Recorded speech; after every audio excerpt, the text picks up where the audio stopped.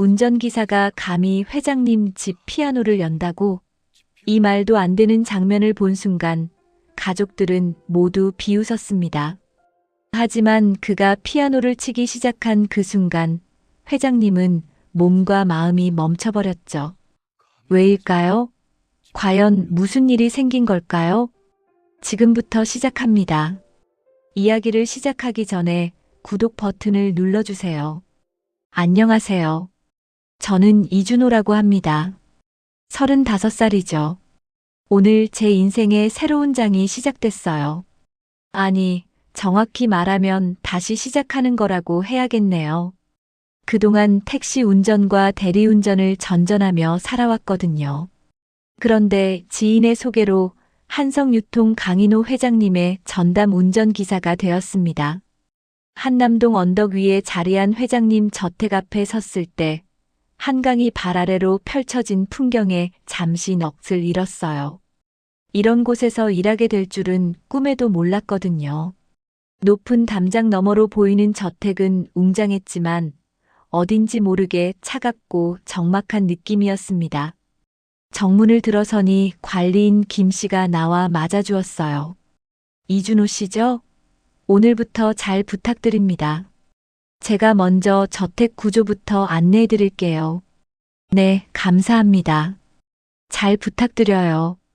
김 관리인을 따라 현관문을 지나 대리석 복도로 들어섰습니다.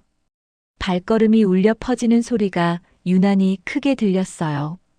아마도 긴장 때문이었겠죠. 복도 양쪽 벽에는 값비싸 보이는 그림들이 걸려 있었고 천장의 샹들리에가 은은한 빛을 뿌리고 있었습니다.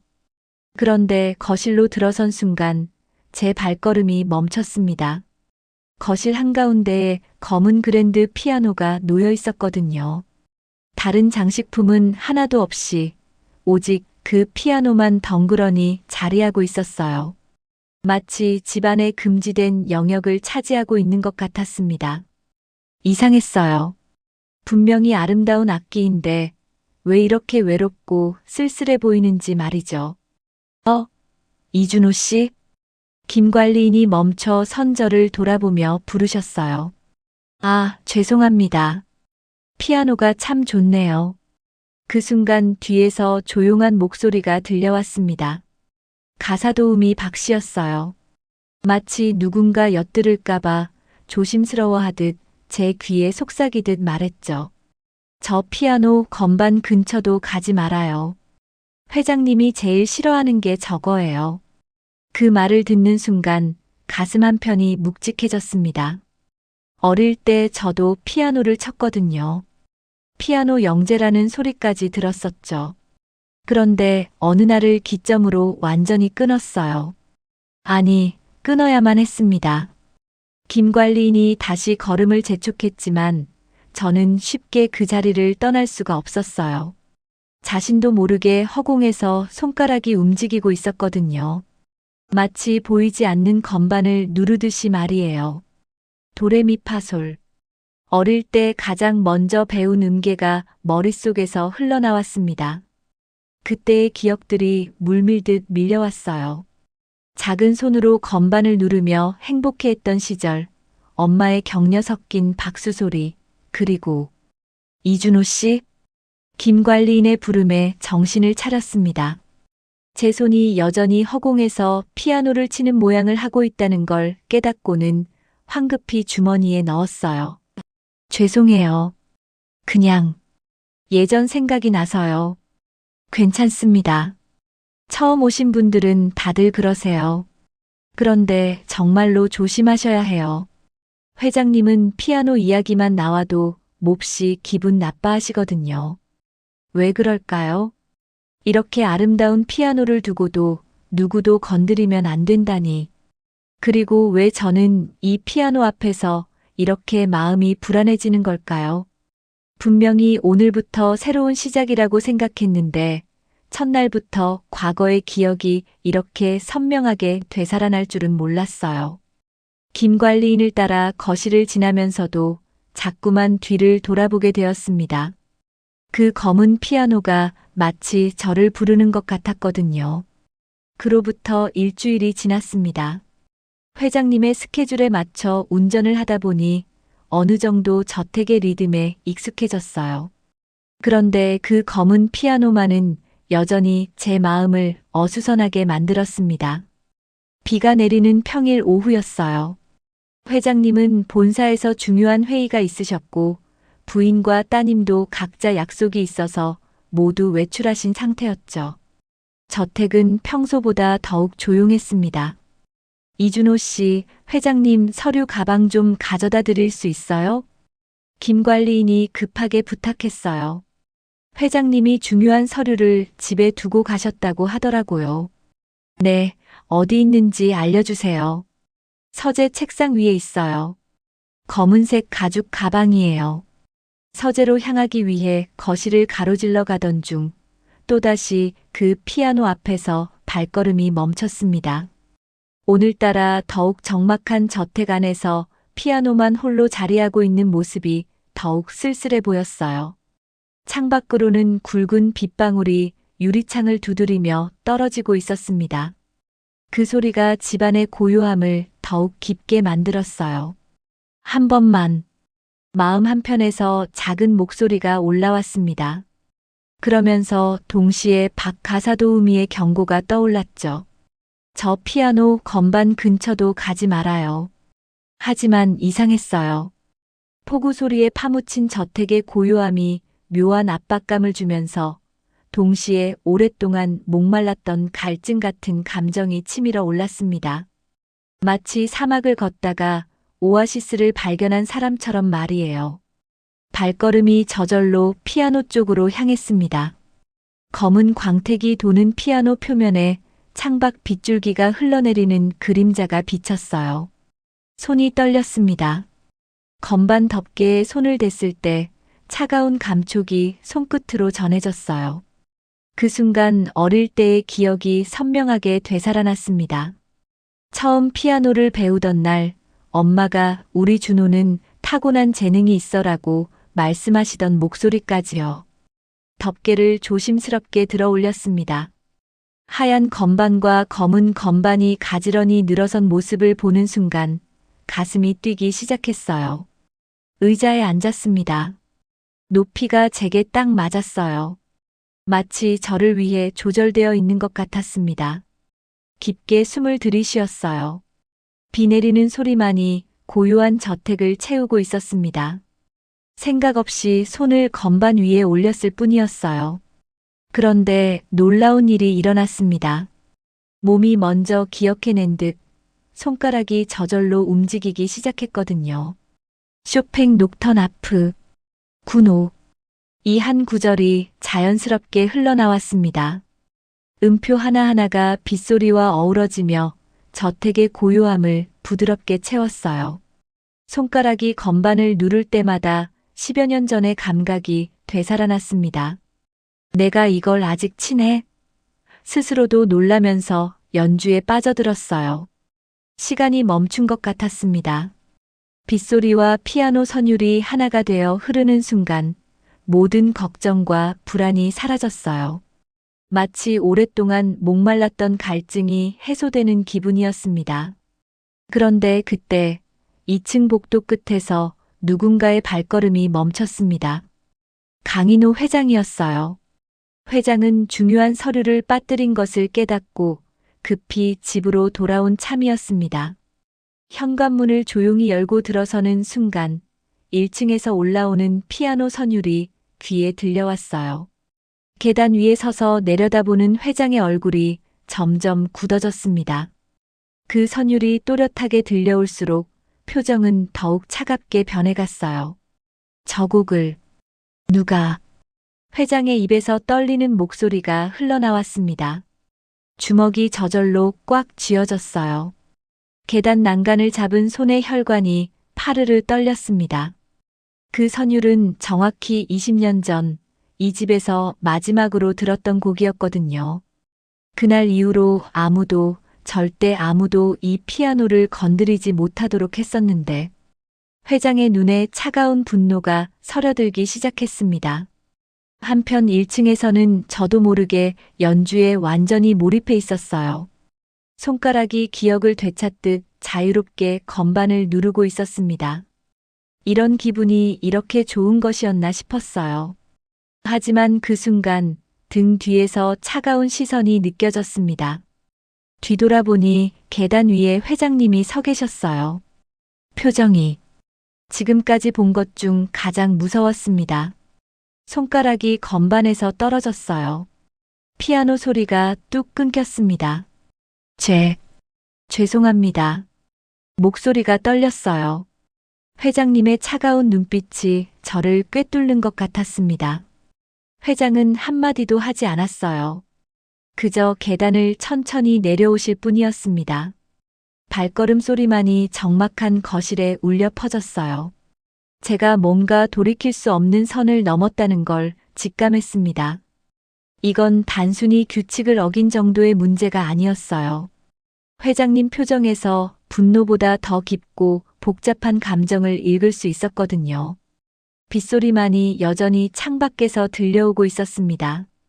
그날 밤 마치 아무 일도 없었던 것처럼 회장님을 모시고 퇴근길에 올랐습니다.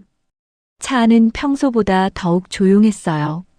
백미러로 살짝 뒤를 보니 회장님이 창밖을 바라보며 무언가 깊이 생각에 잠겨 계셨습니다.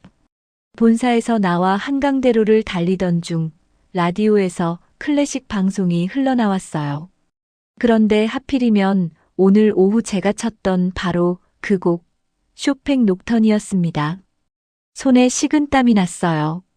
핸들을 잡은 손가락에 힘이 들어갔습니다. 그때 백미러를 통해 회장님의 시선이 느껴졌어요. 정말 오래 저를 바라보고 계셨습니다. 그러다가 툭 던지듯 말씀하셨어요. 자네, 피아노 쳤었나?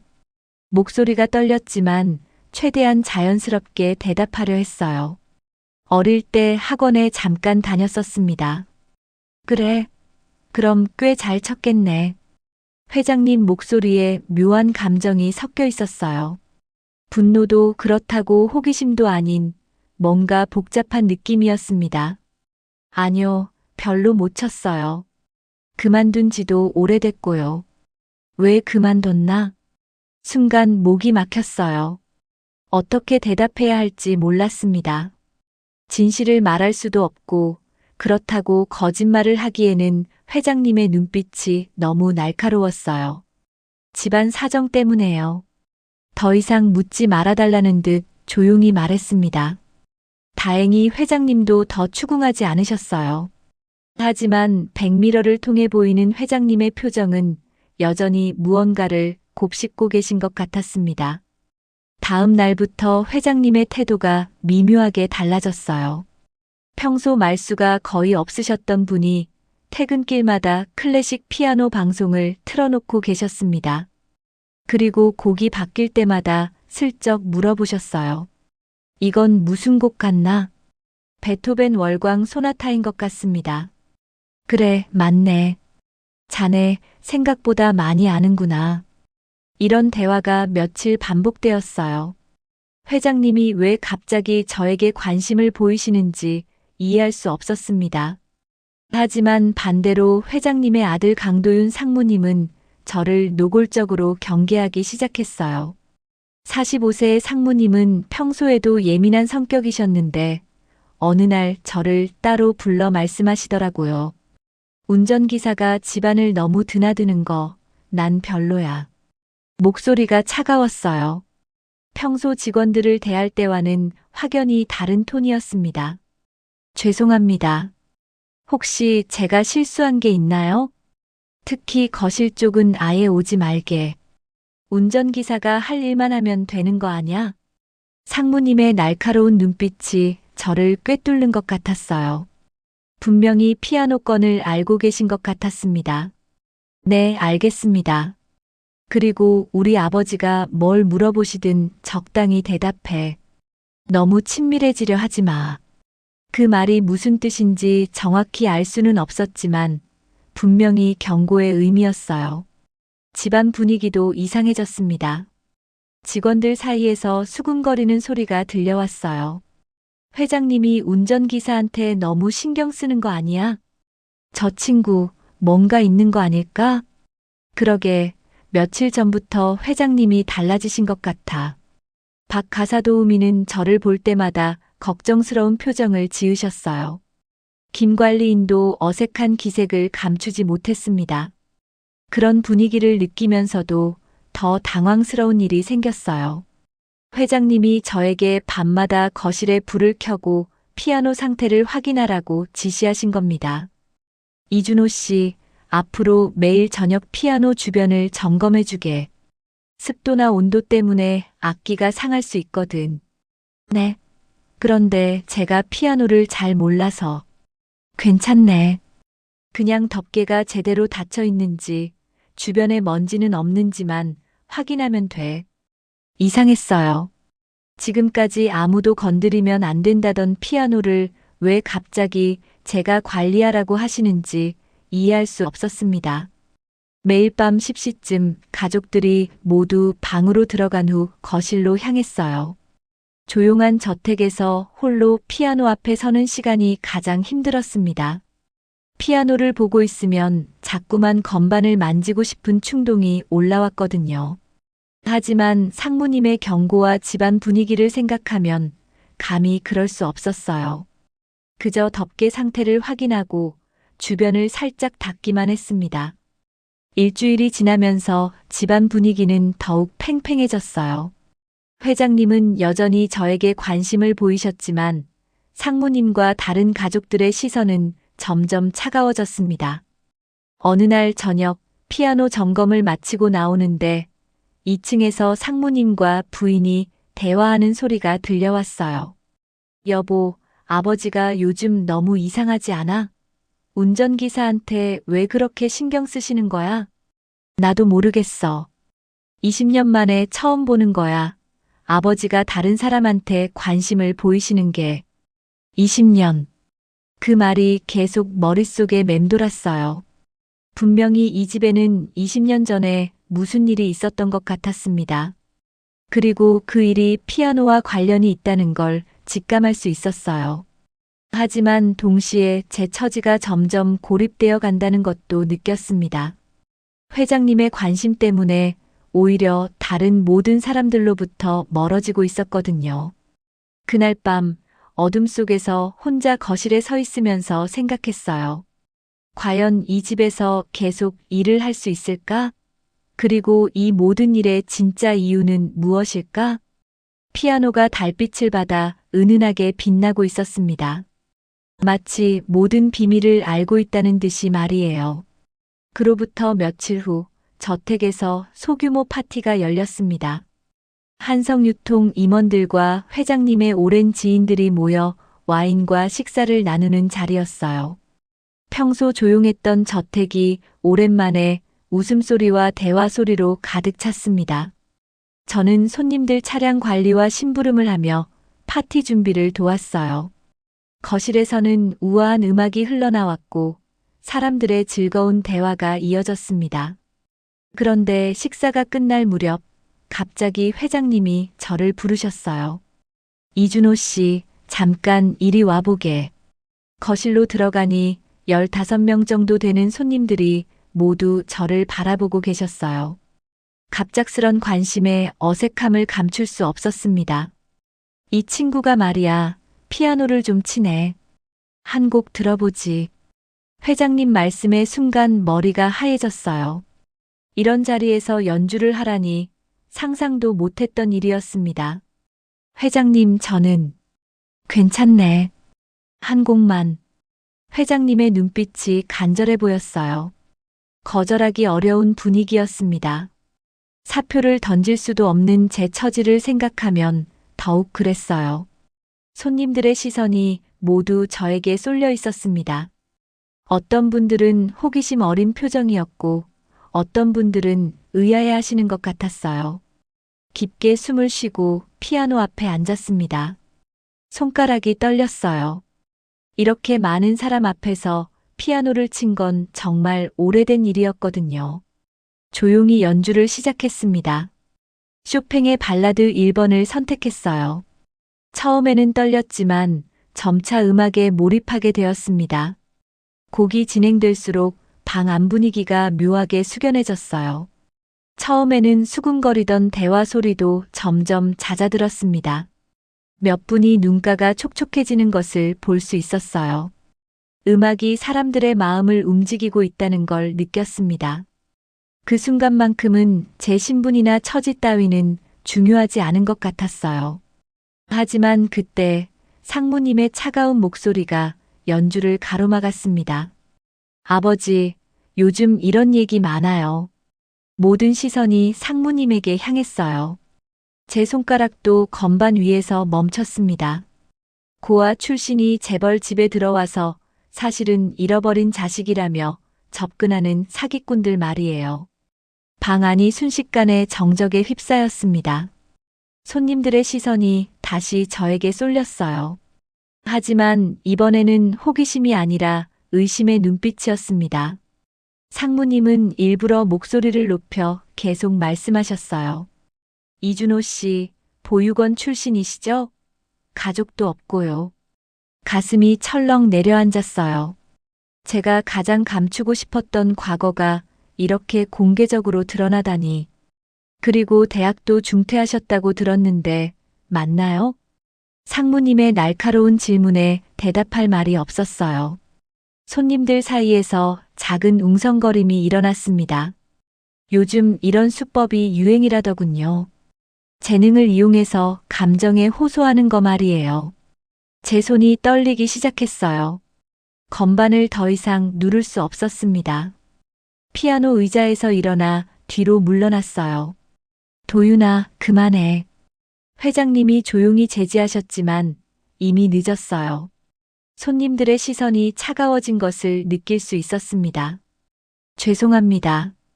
고개를 숙이고 거실을 나왔어요. 뒤에서 사람들의 수군거리는 소리가 들려왔습니다. 파티가 끝난 후 주차장에서 혼자 남았습니다. 차가운 밤 공기가 뺨을 스쳤어요. 손님들이 하나둘 차를 타고 떠나는 모습을 멍하니 바라보고 있었습니다. 괜히 피아노 같은 걸 쳐서, 괜히 중얼거리며 주먹을 쥐었어요. 왜 이렇게 된 걸까? 그냥 조용히 운전기사 일만 했으면 될 일이었는데 자신이 얼마나 초라한 존재인지 뼈저리게 느껴졌습니다. 이 집에서 저는 철저히 남이었어요. 아무리 재능이 있어도 아무리 음악으로 사람들을 감동시켜도 제 출신과 과거는 바뀔 수 없었습니다. 보육원에서 자란 것도 제 잘못이 아니었어요. 가난한 집안 사정으로 대학을 그만둔 것도 어쩔 수 없는 선택이었습니다. 하지만 사람들은 그런 사정은 듣지 않았어요. 그저 겉으로 드러나는 것만 보고 판단했습니다. 주차장 구석에 앉아 하늘을 올려다봤어요. 별이 몇 개 보였지만 도시의 불빛에 가려져 흐릿했습니다. 내가 뭘 잘못했다고. 목소리가 떨렸어요. 억울함과 분노, 그리고 깊은 절망감이 한꺼번에 밀려왔습니다. 그날 밤 자취방으로 돌아와서도 잠을 이룰 수 없었어요. 침대에 누워 천장을 바라보며 사직서를 써야 할지 고민했습니다. 하지만 현실적으로 당장 그만둘 수도 없었어요. 다른 일자리를 구하기까지 시간이 필요했고 무엇보다 이렇게 도망치듯 떠나는 게 맞는지 확신이 서지 않았습니다. 새벽까지 뒤척이며 생각했어요. 상무님의 차갑게 내뱉은 말들이 계속 머릿속을 맴돌았습니다. 고아 출신 사기꾼, 감정에 호소하는 수법. 하지만 동시에 다른 생각도 들었어요. 제가 쳤던 음악을 들으며 눈물을 흘리신 분들의 모습도 기억났습니다. 음악만큼은 거짓말을 하지 않았어요. 아침이 되자 결심이 섰습니다. 도망치지 않기로 했어요. 비록 제 출신은 초라하지만 음악에 대한 제 마음만큼은 진실했으니까요. 욕실에서 세수를 하며 거울 속 제 얼굴을 바라봤어요. 어젯밤과는 다른 눈빛이었습니다. 포기하지 않겠다는 의지가 서려 있었어요. 오늘도 출근해야 했습니다. 상무님의 차가운 시선도 사람들의 수군거림도 견뎌내야 했어요. 하지만 이제는 달랐습니다. 더 이상 숨어서 살지 않기로 했거든요. 파티 이후 며칠간 회장님은 피아노 이야기를 꺼내지 않으셨어요. 집안 공기는 더욱 무거워졌습니다. 상무님과 마주칠 때마다 차가운 시선이 느껴졌고 다른 직원들도 어색하게 저를 대했어요. 그런 날들이 이어지면서 이상한 일이 생겼습니다. 차 안에서 회장님을 기다리며 잠깐씩 깜빡 잠들 때마다 어릴 적 기억의 파편 같은 꿈을 반복해서 꾸기 시작했거든요. 철제 난간이 보였어요. 차가운 금속 감촉이 손끝에 생생했습니다. 그 위로 울음소리가 들려왔고 멀리서 사이렌 소리가 점점 가까워졌어요. 붉은 불빛이 어둠을 가르며 번쩍였습니다. 어딘가 높은 건물에서 사람들이 몰려 내려오는 장면이었어요. 모두들 급하게 계단을 뛰어내려가고 있었습니다. 그 와중에 저를 꼭 안고 있는 여자의 팔이 느껴졌어요. 따뜻하고 부드러웠지만 동시에 떨리고 있었습니다. 그 여자가 눈물을 흘리며 부르던 멜로디가 귓가에 맴돌았어요. 자장가 같기도 하고 어떤 클래식 곡 같기도 한 낯익은 선율이었습니다. 꿈에서 깨어나면 그 멜로디가 입에서 저절로 나왔어요.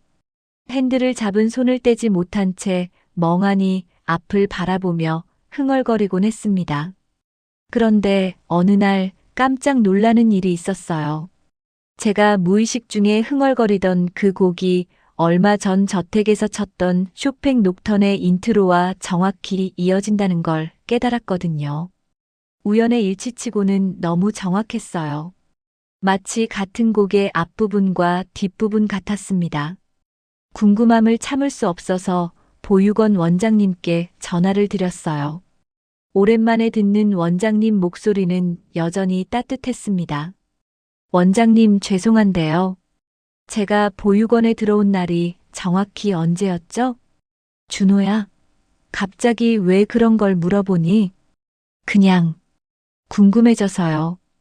원장님이 오래된 서류를 뒤적이는 소리가 들려왔어요. 종이가 바스락거리는 소리와 함께 잠깐의 정적이 흘렀습니다. 3월 15일이네. 나이는 6으로 추정했고, 아, 그날 큰 백화점 화재 뉴스가 전국을 떠들썩하게 했었지. 그 순간 제 심장이 철렁 내려앉았어요. 백화점 화재라는 말에 꿈에서 봤던 장면들이 선명하게 떠올랐습니다. 붉은 불빛, 사이렌 소리, 계단을 뛰어내리는 사람들. 백화점 화재요?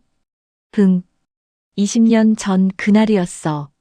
너는 그 근처에서 혼자 있는 걸 발견됐거든. 가족을 찾으려고 애썼는데 끝내 나타나지 않아서. 원장님 말씀이 점점 멀어지는 것 같았어요. 머릿속이 하얘졌습니다.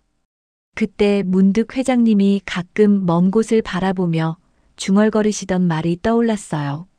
그날 백화점만 안 갔어도. 그 말을 처음 들었을 때는 별 생각 없이 넘어갔었는데 지금 생각해보니 의미가 달라졌습니다. 설마 그 백화점이 제가 발견된 바로 그곳일까요? 핸드폰을 든 손이 떨렸어요. 원장님께서는 계속 뭔가 말씀하고 계셨지만 잘 들리지 않았습니다. 준호야, 괜찮니? 아, 네, 괜찮아요. 알려주셔서 감사해요. 전화를 끊고 차 안에서 혼자 앉아 있었어요. 바깥 풍경이 흐릿하게 보였습니다. 20년 전 3월 15일 백화점 화재. 그리고 그날부터 시작된 제 보육원 생활. 회장님 집 피아노에서 쳤던 쇼팽 녹턴. 그리고 제가 꿈에서 들었던 그 자장가 같은 멜로디. 모든 것이 하나의 실로 연결되어 있는 것 같았어요. 하지만 아직은 확신할 수 없었습니다. 그저 우연의 일치일 수도 있었으니까요. 하지만 가슴 한편에서는 알 수 없는 예감이 자꾸만 커져갔어요. 그날 밤 제 과거에 대해 처음으로 진지하게 생각해 봤습니다. 지금까지 묻어두려고만 했던 기억들을 하나씩 꺼내어 살펴봤어요. 어쩌면 제가 이 집에 오게 된 건 단순한 우연이 아닐지도 모른다는 생각이 들었습니다. 한편 강인호 회장도 파티 이후 잠을 이루지 못하고 있었습니다. 준호가 피아노를 연주하던 모습이 자꾸만 떠올랐거든요. 손가락의 움직임, 박자를 맞추는 방식, 연주할 때의 자잘한 버릇들이 누군가와 너무나 닮아 있었어요. 그 누군가는 20년 전 사라진 막내 아들 민서였습니다. 새벽 3시 잠들지 못한 회장은 서재로 향했어요. 평소 아무도 열어보지 않는 깊숙한 서랍을 열었습니다.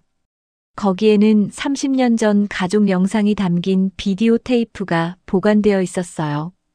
오래된 캠코더로 찍은 흐릿한 화질이었지만 그 안에는 소중한 추억들이 고스란히 담겨 있었습니다. 15살 도윤이와 5살 민서가 거실 피아노 앞에서 장난치며 연주하는 영상이었어요. 화면 속 어린 민서가 피아노 앞에 앉아 짧은 손가락으로 건반을 누르고 있었습니다. 왼손으로 약간 비틀어 누르는 특이한 버릇이 있었어요. 그리고 어려운 구간에서는 고개를 살짝 오른쪽으로 기울이는 습관도 보였습니다. 회장의 손이 떨렸어요. 지금 준호가 연주할 때의 모습과 똑같았거든요. 손가락의 움직임부터 고개 기울이는 각도까지 모든 것이 일치했습니다. 설마. 중얼거리며 영상을 되감아 다시 봤어요. 볼수록 확신이 섰습니다. 그저 비슷한 정도가 아니었어요. 완전히 같은 사람의 연주 습관이었습니다. 다음 날 아침 회장은 아들 도윤을 서재로 불렀습니다. 평소 침착한 회장의 표정이 사뭇 진지했어요. 도윤아, 너에게 말해야 할 것이 있다. 무슨 일이세요, 아버지? 준호 말이야. 그 친구가 보육원에 들어간 날이 언제인지 아나? 도윤의 눈빛이 날카로워졌어요. 무슨 말인지 짐작이 가는 것 같았습니다. 3월 15일이다. 민서를 잃어버린 바로 그날이야. 아버지, 설마 그런 생각을 하시는 건 아니죠? 우연치고는 너무 많지 않나. 연주하는 모습, 손가락 버릇, 심지어 그 곡까지. 도윤이 강하게 부정했어요. 감정이 격해져 목소리도 높아졌습니다. 말도 안 됩니다. 고아 출신 운전기사가 우리 가족일 리가 있어요? 그런 생각 자체가. 하지만 가능성은 있지 않나? 아버지, 정신 차리세요. 20년 전 그 일로 충격받으신 건 이해하지만 이건 너무 황당해요. 하지만 회장의 마음은 이미 기울어 있었어요. 아들의 반대에도 불구하고 결심이 섰습니다. DNA 검사를 해보자. 뭐라고요? 확실히 하는 게 좋겠다. 우리 둘 다 마음 편히 하려면. 도윤은 한참을 망설였어요. 하지만 결국 아버지의 뜻을 꺾을 수 없었습니다. 비밀리에 해야 합니다. 만약 결과가 아무것도 아니라면 이 일은 완전히 묻어야 해요. 당연하지. 며칠 후 외부 기관에 비밀 의뢰한 DNA 검사가 완료되었습니다. 회장의 집으로 2개의 봉투가 도착했어요. 하나는 DNA 검사 결과지였고 다른 하나는 우연히 같이 발견된 오래된 서류였습니다. 20년 전 발송됐다가 반송된 채 그대로 보관되어 있던 것이었어요. 실종 아동 제보 부탁드립니다라는 문장이 흐릿하게 적혀 있었습니다. 회장의 손이 떨렸어요. 먼저 DNA 검사 결과지를 열어봤습니다. 복잡한 유전자 분석 내용들이 빼곡히 적혀 있었지만 회장의 시선은 마지막 줄에 고정되었습니다. 유전자 일치 확률 99.99%. 그 문장을 본 순간 종이가 회장의 손에서 힘없이 떨어졌어요. 무릎에 힘이 풀려 소파에 주저앉았습니다. 준호가, 아니, 우리 민서가. 목소리가 떨렸어요. 20년 동안 찾아 헤맸던 막내 아들이 바로 눈앞에 있었던 겁니다. 매일 차 안에서 마주했던 그 청년이, 피아노를 치며 눈물을 흘렸던 그 사람이 자신의 아들이었어요. 도윤도 결과지를 보고는 할 말을 잃었습니다. 얼굴이 새하얗게 변했어요. 이럴 수가. 이런 일이 어떻게. 회장은 떨리는 손으로 오래된 서류를 집어들었어요. 흐릿한 글씨로 적힌 내용을 읽어보니 20년 전 백화점 화재 당시 실종된 어린이에 관한 수색 요청서였습니다. 강민서, 만 5세, 3월 15일 백화점 화재 현장에서 실종. 그 아래에는 어린 민서의 사진이 붙어 있었어요. 지금의 준호와 닮은 구석이 역력했습니다. 회장의 눈에 눈물이 맺혔어요. 20년 동안 가슴에 묻어둔 그리움과 후회가 한꺼번에 터져 나왔습니다. 민서야. 우리 민서가 살아있었구나. 도윤은 여전히 믿기지 않는다는 표정이었어요. 하지만 명확한 과학적 증거 앞에서 더 이상 부정할 수는 없었습니다. 그럼 지금까지 제가. 도윤의 얼굴이 일그러졌어요. 자신이 친동생을 얼마나 모질게 대했는지 깨달은 순간이었습니다. 파티에서 공개적으로 모욕을 준 것, 차갑게 경계했던 것, 모든 것이 떠올랐어요. 아버지, 그럼 우리가 어떻게 해야 하죠? 회장은 한참 동안 침묵했습니다. 기쁨과 동시에 복잡한 감정이 교차했어요. 아들을 찾았다는 기쁨, 그리고 20년 동안 모르고 지냈다는 죄책감이 함께 밀려왔습니다. 일단, 준호에게는 아직 말하지 말자. 어떻게 접근해야 할지 신중히 생각해 봐야겠다. 네, 아버지. 하지만 회장의 마음은 이미 준호에게로 향하고 있었어요. 20년 만에 되찾은 아들, 그동안 얼마나 힘들게 살았을지 생각하니 가슴이 미어졌습니다. 그날 밤 회장은 거실 피아노 앞에 서서 오랫동안 생각에 잠겼어요. 이제 이 피아노에는 새로운 의미가 생겼습니다. 아들이 돌아온 것을 알리는 신호탄이었으니까요. 그날 오후 회장님이 연한 얼굴로 저에게 전화를 걸어오셨어요. 준호 씨, 오늘은 차 말고 집으로 먼저 올라오게. 목소리가 평소와 달랐어요. 무언가 중요한 일이 있다는 걸 직감할 수 있었습니다. 저택으로 향하는 길 가슴이 두근거렸어요. 혹시 사직서를 내라고 하시는 건 아닐까 싶었습니다. 현관문을 열고 들어서니 거실 분위기가 평소와 완전히 달랐어요. 회장님이 피아노 앞에 서 계셨고 상무님은 소파에 앉아 있으셨습니다. 두 분 모두 표정이 심각했어요. 안녕하세요. 어색하게 인사를 드렸습니다. 그런데 이상했어요. 상무님이 저를 바라보는 시선이 며칠 전과는 완전히 달라져 있었거든요. 적대감 대신 복잡한 감정이 서려 있었습니다. 회장님이 떨리는 손으로 봉투를 제게 건네주셨어요. 이건 자네와 나의 DNA 검사 결과야. 순간 머릿속이 하얘졌어요. DNA 검사라니 무슨 말인지 이해할 수 없었습니다. 왜 제 거를? 말이 막혔어요. 봉투를 받아든 손이 떨렸습니다. 회장님이 고개를 떨군 채 조용히 말씀하셨어요. 자네가 내 아들이다. 그 순간 세상이 멈춘 것 같았어요. 봉투 안에서 서류를 꺼내보니 복잡한 숫자들과 그래프가 빼곡히 적혀 있었습니다. 하지만 마지막 줄에 유전자 일치 확률 99.99%라는 문장만이 눈에 들어왔어요. 눈을 비비며 몇 번이나 다시 봤습니다.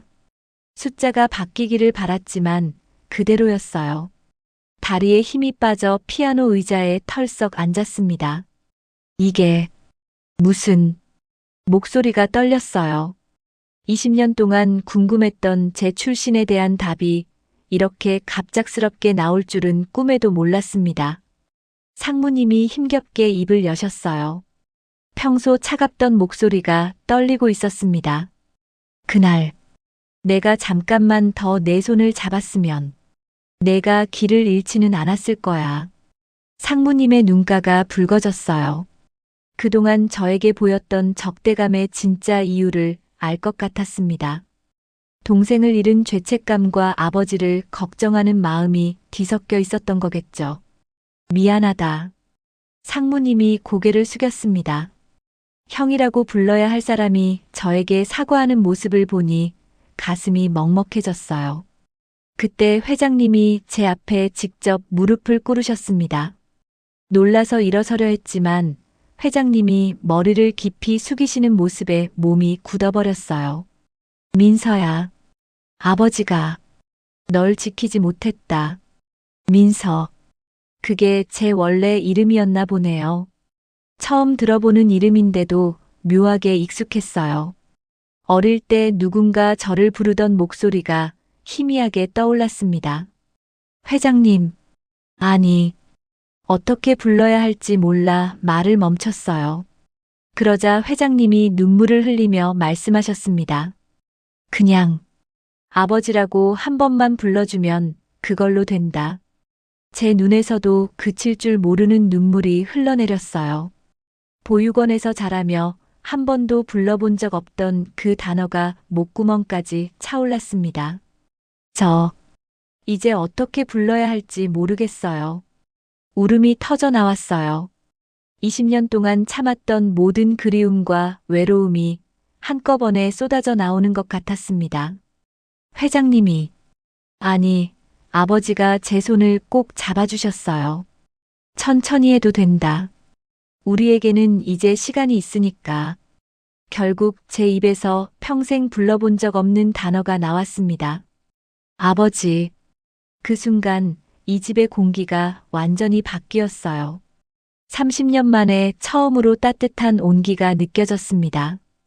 더 이상 저는 이 집의 이방인이 아니었어요. 집으로 돌아온 아들이었습니다. 상무님도, 아니, 형도 눈물을 훔치며 일어나 제 어깨에 손을 올려주셨어요. 민서야, 정말 미안했다. 괜찮아요, 형. 형이라는 말도 처음 해보는 것이었지만 자연스럽게 나왔어요. 20년 동안 혼자였던 제게 갑자기 가족이 생긴 겁니다. 아버지가 피아노 뚜껑을 열어주셨어요. 이제 마음껏 쳐도 된다. 이 피아노는 원래 내 것이었으니까. 제 것이었다니요. 그래서 이 피아노 앞에 설 때마다 이상한 감정이 들었던 거였네요. 몸이 기억하고 있었던 거겠죠. 건반에 손을 올렸어요. 이번에는 누구의 눈치도 보지 않았습니다. 쇼팽 녹턴이 거실에 울려 퍼졌어요. 하지만 이번에는 슬픈 선율이 아니었습니다. 기쁨과 안도감이 묻어나는 연주였어요. 아버지와 형이 제 연주를 듣고 계셨어요. 더 이상 경계하는 시선이 아니라 가족을 바라보는 따뜻한 눈빛이었습니다. 음악이 끝나고 정적이 흘렀어요. 그 정적은 어색함이 아니라 평화로움이었습니다. 민서야, 앞으로 이 집에서 지내려무나. 네, 아버지. 그날 밤 20년 만에 제 방으로 돌아갔어요. 어릴 때 썼던 방이라고 하는데 이미 어른용으로 새롭게 꾸며져 있었습니다. 아버지가 언젠가 제가 돌아올 것을 믿고 계속 준비해 두셨던 거라고 하더라고요. 창가에 앉아 한강을 내려다봤어요. 며칠 전까지만 해도 이 풍경을 운전기사의 시선으로 바라봤는데 이제는 이 집 아들의 시선으로 보고 있었습니다. 핸드폰을 꺼내 보육원 원장님께 전화를 드렸어요. 원장님, 저예요. 준호요. 어머, 준호야. 무슨 일이니? 원장님께 감사 인사를 드리고 싶어서요. 덕분에 가족을 찾았어요. 정말이니? 어떻게 된 거야? 길고 긴 이야기를 들려드렸어요. 원장님께서는 울음을 참지 못하시더라고요. 우리 준호가 이제 정말 집을 찾았구나. 원장 선생님이 얼마나 기쁜지 몰라. 20년 동안 키워주셔서 정말 감사했어요. 무슨 말을 그렇게 하니? 내가 잘 자란 게 가장 고마운 일이지. 전화를 끊고 나서 거울을 봤어요. 여전히 같은 얼굴이었지만 뭔가 달라진 것 같았습니다. 더 이상 외롭지 않은 눈빛이었어요. 그날 밤 처음으로 가족과 함께 저녁을 먹었습니다. 어색했지만 따뜻했어요. 형이 어릴 때 저에 대한 이야기를 들려주셨고 아버지는 제가 없던 20년 동안 어떻게 지내셨는지 말씀해 주셨어요. 이제 우리 가족이 다시 완성됐구나. 아버지의 그 말이 가슴 깊이 와닿았어요. 저 때문에 불완전했던 이 가족이 이제야 완성된 거라니. 그 무게가 벅차면서도 감사했습니다. 몇 달이 지나 언덕 위 저택의 풍경이 완전히 달라졌습니다. 정문 간판 아래에 작은 글씨가 추가되었어요. 한성문화재단 장학관이라고 적혀 있었습니다. 아버지는 그룹 경영 일선에서 한 발 물러나셨어요. 그리고 저와 함께 어린이 청소년 음악 장학 사업을 준비하고 계셨습니다. 재능은 있지만 형편이 어려운 아이들에게 음악 교육 기회를 제공하는 일이었어요. 저는 여전히 아버지의 운전석에 앉아 있었습니다. 하지만 이제는 단순한 운전기사가 아니었어요. 초록불에 멈춰선 차 안에서 아버지께 웃으며 말씀드렸어요. 이제 전 운전기사이자 재단 이사랍니다. 낮에는 핸들 잡고 밤에는 건반 잡고요. 아버지께서도 웃으시며 고개를 끄덕이셨어요. 그래, 내가 가장 잘할 수 있는 일을 하는 거야. 주말이면 저택 거실이 아이들의 웃음소리로 가득 찼습니다. 동네 어린이들이 피아노를 배우러 모여들었어요. 대부분 피아노를 처음 만져보는 아이들이었습니다. 자, 이렇게 손가락을 동그랗게 만들어 보세요. 8살 소희가 작은 손으로 건반을 두드리며 도레미를 연주했어요. 처음에는 삐걱거리던 음이 점차 맑아졌습니다. 선생님, 이거 맞아요? 네, 정말 잘했어요. 처음 치는 거 맞죠? 소희가 환하게 웃었어요. 그 모습을 보니 제 어릴 때 생각이 났습니다. 처음 피아노를 배울 때의 설렘과 기쁨 말이에요. 한쪽 소파에 앉아 계신 아버지가 그 모습을 지켜보며 혼잣말하셨어요. 잃어버렸다고 생각했던 아이가 돌아와서 다른 아이들까지 붙잡아 주는구나. 목소리에 깊은 감동이 스며 있었어요. 아버지의 눈가가 촉촉해지는 것을 볼 수 있었습니다. 그때 형이 조용히 다가와 악보를 들고 제 옆에 섰어요. 형제끼리 한 파트씩 맞자. 넌 피아노, 난 뒷정리. 형이 아이들에게 음료를 나누어 주며 연습할 때 필요한 것들을 챙겨주셨어요. 예전에는 상상도 할 수 없었던 모습이었습니다. 고마워요, 형. 우리가 뭘 더 고마워해. 이제 우리 가족이잖아. 저녁 시간이 가까워지면서 아이들이 하나둘 집으로 돌아갔어요. 마지막 남은 소희가 피아노 앞에서 아쉬워하며 말했어요. 선생님, 다음 주에도 올 수 있어요? 물론이죠. 매주 토요일은 소희 시간이에요. 소희가 활짝 웃으며 인사하고 엄마와 함께 집으로 향했어요. 그 뒷모습을 보며 마음이 따뜻해졌습니다. 저녁 햇살이 거실로 쏟아지는 가운데 저는 피아노 앞에 다시 앉았어요. 오늘 아이들과 함께 연습했던 곡을 혼자 쳐봤습니다. 베토벤의 환희의 송가 간단한 버전이었어요. 아버지와 형이 소파에 앉아 제 연주를 듣고 계셨어요.